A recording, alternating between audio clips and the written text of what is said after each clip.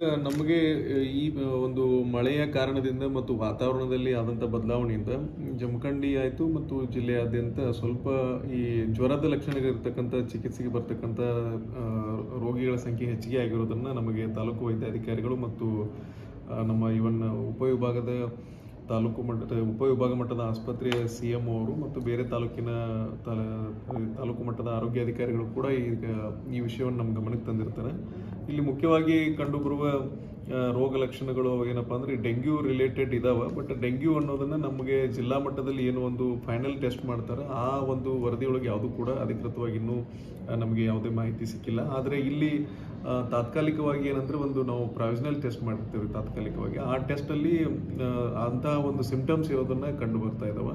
So ಹಾಗಾಗಿ ಈಗಾಗಲೇ ಚಿಕಿತ್ಸೆಯನ್ನು ಕೊಡ್ತಾ ಇದ್ದಾರೆ. ಇದಕ್ಕೆ ಸಾಮಾನ್ಯವಾಗಿ ಡೆಂಗ್ಯೂ ಜ್ವರದ ಲಕ್ಷಣಗಳು ಅಂತಂದರೆ ತೀವ್ರವಾಗಿ ಹಠಾತ್ತಾಗಿ ಜ್ವರ ಬರೋದು ಹೋಗೋದು ಮಾಡ್ತಿರ್ತವೆ ಮತ್ತು ತಲೆನೋವು ಇರ್ತದೆ, ಕೀಲು ನೋವು, ಸ್ನಾಯು ನೋವುಗಳು ಕಂಡು ಬರ್ತವೆ. ಮತ್ತು ಇದರ ಜೊತೆಗೆ ಕಣ್ಣಿನ ನೋವು, ವಾಕರಿಕೆ ಬರೋದು, ವಾಂತಿ ಬರೋದು ಸಾಮಾನ್ಯವಾಗಿ ಇಂಥ ರೋಗ ಲಕ್ಷಣಗಳು ಕಂಡು ಬರ್ತವೆ. ಈಗಾಗಲೇ ಇದ್ರ ಬಗ್ಗೆ ವೈದ್ಯಾಧಿಕಾರಿಗಳು ಸೂಕ್ತ ಕ್ರಮಗಳನ್ನು ತೆಗೆದುಕೊಳ್ತಾ ಇದ್ದಾರೆ. ಬಟ್ ನಾವು ಜನರಿಗೆ ಸಾಮಾನ್ಯವಾಗಿ ತಿಳುವಳಿಕೆ ಹೇಳೋದಂತಂದರೆ ಈ ಒಂದು ಸಂದರ್ಭದಲ್ಲಿ ಸ್ವಲ್ಪ ಮಳೆಯಲ್ಲಿ ಆದಂಥ ವಾತಾವರಣ ಬದಲಾವಣೆಯಿಂದ ಸ್ವಲ್ಪ ಅಲ್ಲಲ್ಲಿ ನಾವು ನಮ್ಮ ಸುತ್ತಮುತ್ತಲಿನ ವಾತಾವರಣವನ್ನು ಸಾಕಷ್ಟು ಸ್ವಚ್ಛತೆಯಿಂದ ಇಟ್ಟುಕೊಳ್ಳೋದು ಬಹಳಷ್ಟು ಅವಶ್ಯಕತೆ ಇದೆ. ನಗರಸಭೆ ವತಿಯಿಂದ ಮತ್ತು ಸ್ಥಳೀಯ ಆಡಳಿತ ವತಿಯಿಂದನೂ ಕೂಡ ಆ ಕ್ರಮ ಕೈಗೊಳ್ಳಲಿಕ್ಕೆ ನಿರ್ದೇಶನ ಕೊಟ್ಟಿದ್ದೀವಿ.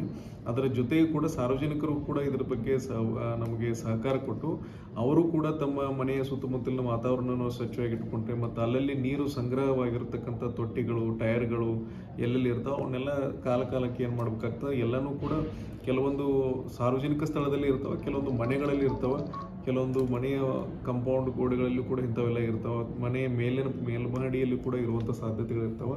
ಸೊ ಇವುಗಳ ಬಗ್ಗೆ ನಾವೆಲ್ಲ ಲಕ್ಷ್ಯ ಕೊಟ್ಟು ಅಂತಹ ನೀರನ್ನು ಶೇಖರಣೆಯಾಗಿರುವಂಥ ನೀರು ಎಲ್ಲೆಲ್ಲಿ ಆ ಒಂದು ಲಾರ್ವಾ ಉತ್ಪತ್ತಿಯಾಗಿ ಸೊಳ್ಳೆಗಳು ಉತ್ಪತ್ತಿಯಾಗಿ ಇಲ್ಲೇನು ಡೆಂಗ್ಯೂ ಹರಡಲಿಕ್ಕೆ ಏನು ಕಾರಣ ಆಗ್ತದೆ ಆ ಒಂದು ಕಾರಣಕ್ಕೆ ಅದನ್ನು ಮುಂಜಾಗ್ರತೆ ಕ್ರಮವನ್ನು ಎಲ್ಲ ಸಾರ್ವಜನಿಕರು ಕೂಡ ಕ್ರಮ ಕೈಗೊಳ್ಳಬೇಕಾಗಿದೆ.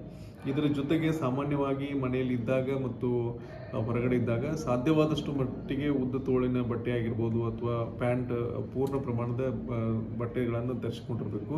ಮತ್ತು ಸೊಳ್ಳೆಗಳು ಮನೆಗೆ ಬರದಂತೆ ನಾವು ಸಾಮಾನ್ಯವಾಗಿ ಏನು ಒಂದು ಮುಂಜಾಗ್ರತೆ ಕ್ರಮ ಕೈಗೊಳ್ತೀವಿ ಅವೆಲ್ಲ ನೆಟ್ಟೆಲ್ಲ ಹಾಕಿಸ್ಕೊಳ್ತೀವಿ, ಪರದೆಗಳನ್ನು ಹಾಕಿಸ್ಕೊಳ್ಳೋದು, ಆ ಪರದೆಗಳನ್ನು ಹಾಕಿಸ್ಕೊಳ್ಳೋದು ಮತ್ತು ಈ ಒಂದು ಕೀಟ ನಿವಾರಕಗಳನ್ನು ಬಳಸಿಕೊಳ್ಬೋದು. ಇದರ ಜೊತೆಗೆ ಏನು ಮನೆಯಲ್ಲಿ ಸೊಳ್ಳೆ ಬತ್ತಿಗಳನ್ನು ಇವನ್ನೆಲ್ಲನೂ ಸ್ವಲ್ಪ ಮಕ್ಕಳು ಮತ್ತು ವಯೋವೃದ್ಧರಲ್ಲಿ ಈ ಸಾಮಾನ್ಯವಾಗಿ ಈ ಒಂದು ಡೆಂಗ್ಯೂ ಲಕ್ಷಣಗಳು ಭಾಳಷ್ಟು ಕಾಣ್ಬರ್ತಾ ಇದೆ. ಇದರಿಂದ 2-3 ದಿನ ಅವರು ಚಿಕಿತ್ಸೆಗಾಗಿ ಅಡ್ಮಿಟ್ ಆಗೋದು ಮತ್ತು ಹೆಚ್ಚಿನ ಚಿಕಿತ್ಸೆ ಪಡ್ಕೊಳ್ಳಿಕ್ಕೆ ಹೋಗೋದು ಇವೆಲ್ಲ ತಪ್ಪಿಸ್ಕೊಳ್ಬೇಕಾದ್ರೆ ನಾವು ಸಾರ್ವಜನಿಕರು ಈಗಿನಿಂದಲೇ ಎಚ್ಚರಿಕೆಯಿಂದ ಇರಬೇಕು. ಒಂದು ಸೊಳ್ಳೆ ಉತ್ಪತ್ತಿ ಆಗಬಾರ್ದಂಗೆ ನೋಡ್ಕೋಬೇಕು.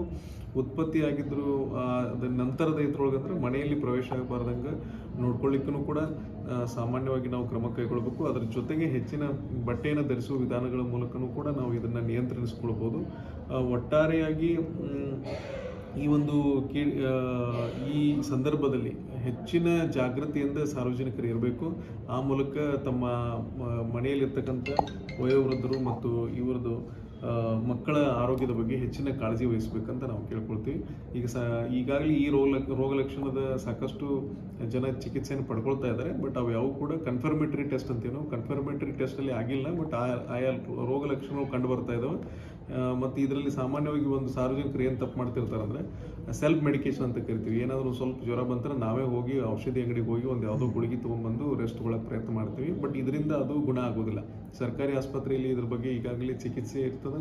ಆ ಚಿಕಿತ್ಸೆಗೆ ಸಂಬಂಧಪಟ್ಟಂತೆ ಹೋಗಿ ಅವರು ಸಾಮಾನ್ಯವಾಗಿ ಅವಶ್ಯಕತೆ ಬಿದ್ದಲ್ಲಿ ಒಂದು ರಕ್ತ ತಪಾಸಣೆ ಮಾಡಿ ಆ ತಪಾಸಣೆಗೆ ಅನುಸಾರವಾಗಿ ನಿಮ್ಮ ಪ್ಲೇಟ್ಲೆಟು ಮತ್ತು ಏನು ಹಿಮೋಗ್ಲೋಬಿನ್ ಆಯಿತು ಬೇರೆ ಬೇರೆ ಆಯಾಮಗಳಲ್ಲಿ ಅದನ್ನು ಪರಿಶೀಲನೆ ಮಾಡಿ ಅದರ ಮೂಲಕ ಅವರು ನಿಮಗೆ ಚಿಕಿತ್ಸೆಯನ್ನು ಕೊಡುವುದರಿಂದ ಅದೇನಾಗ್ತದೆ ಅಂದರೆ ಒಂದು ದೀರ್ಘಾವಧಿಯೊಳಗೆ ನಿಮಗೆ ಬೇಗ ಅದು ಗುಣಮುಖ ಆಗಲಿಕ್ಕೆ ಸಾಧ್ಯ ಆಗ್ತದೆ. ಇಲ್ಲಾಂದರೆ ನೀವು 2-3 ದಿನ ಸೆಲ್ಫ್ ಮೆಡಿಕೇಶನ್ ಮಾಡಿಕೊಂಡು ಆಮೇಲೆ ಅದು ಗುಣ ಆಗದೆ ಹೆಚ್ಚಿನ ಜ್ವರ ಬಂದಾಗ ಆಸ್ಪತ್ರೆಗೆ ಹೋದಾಗ ಅಲ್ಲಿ ಮತ್ತೆ ನಿಮಗೆ ಗಂಭೀರ ಸ್ವರೂಪದ ಇದರಲ್ಲಿ ಪರಿಣಾಮಗಳನ್ನು ಕೂಡ ಎದುರಿಸಬೇಕಾಗ್ತದೆ. ಹಾಗಾಗಿ ಸಾರ್ವಜನಿಕರು ಈ ಬಗ್ಗೆ ಯಾವುದೇ ಸೆಲ್ಫ್ ಮೆಡಿಕೇಶನ್ ಮಾಡದೆ ಮತ್ತು ಸುರಕ್ಷತಾ ಕ್ರಮಗಳನ್ನ ಕೈಗೊಂಡು ಈ ರೋಗ ನಿಯಂತ್ರಣಕ್ಕೂ ಕೂಡ ಸಹಕಾರಿಯಾಗಬೇಕು ಮತ್ತು ಸುರಕ್ಷಿತವಾಗಿರಬೇಕಂತ ನಾನು ಕೇಳ್ತೀನಿ.